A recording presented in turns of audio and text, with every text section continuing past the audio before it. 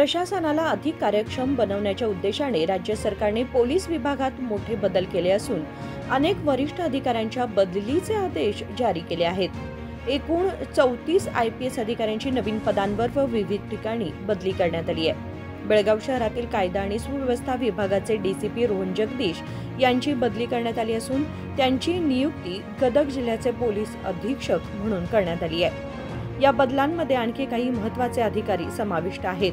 गुन्हे शाखेचे संयुक्त पोलीस आयुक्त अजय हिलोरी, वाहतूक शाखेचे संयुक्त पोलीस आयुक्त कार्तिक रेड्डी, बेंगळूर पश्चिम वाहतूक विभागाचे आयुक्त अनुप शेट्टी, बेंगळूर लोकायुक्त SP शिवप्रकाश देवराजू, CIDचे SP सईदुल अदावत या सर्व अधिकाऱ्यांची बदली करण्यात आली आहे। राजशेखर हिरेमठ, KMM मराठी, बेळगाव।